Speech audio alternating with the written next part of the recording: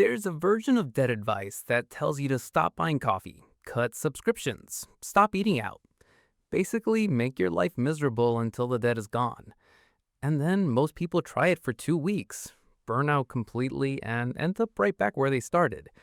That is not what this video is about.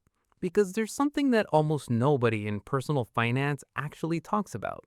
Paying off debt fast doesn't require you to suffer. It requires you to think about it differently. And I'm going to show you the exact strategy behind that shift. Most people approach that the same way.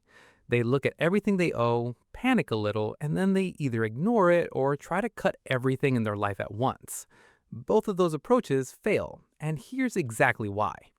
When you try to restrict every single thing, your coffee, your subscriptions, your dinners out, you're not solving a money problem, you're creating a willpower problem. And willpower runs out.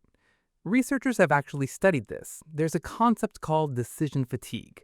The more decisions you have to make in a day, including decisions like, should I spend this or not, the worse your choices become over time. So when people try to budget everything down to the dollar every single day, they're not just building a budget, they're building a system that's designed to break them. That's why most people who try extreme budgeting don't stick with it past month one. The better approach is the opposite. You stop making daily decisions about money at all. You automate the hard part and protect the parts of your life that actually matter to you. That's the core idea here. If you've ever watched the video game Speedrun, you know the whole point is not to do everything. It's to skip everything that doesn't matter and focus only on what moves you towards the finish line the fastest. That's exactly how you need to think about debt. Most people treat debt the same. They try to pay a little extra on everything, every month, all at once. But that approach spreads your momentum so thin that you almost never feel like you're making progress. And when you don't feel progress, you stop. The speedrun strategy is built on one simple rule. You ignore almost everything and focus all your extra energy on one target at a time. This is sometimes called the debt avalanche or debt snowball in financial circles. The avalanche method is mathematically the most efficient. You attack the debt with the highest interest rate first, pay minimums on everything else, and work your way down. Here's why this works on a psychological level.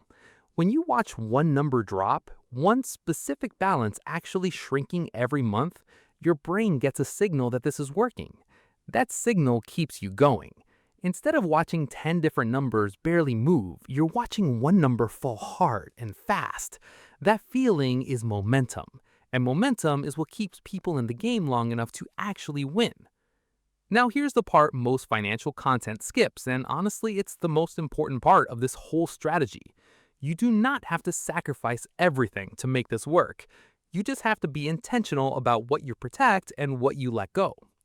Think of your spending in two buckets. Bucket 1, things that genuinely make your life better. The dinner with a friend you haven't seen in months. The gym membership you actually use. The streaming service your whole family watches on weekends. Bucket 2, things you're spending on out of habit, not because they actually bring you value. The subscription you forgot you had. The daily order you don't even really enjoy. The impulse buys you never think about again. Most people, when they sit down and actually trace where their money's going for 30 days, not estimate, actually track it, they find two things. 1, they're spending less on bucket 1 than they thought.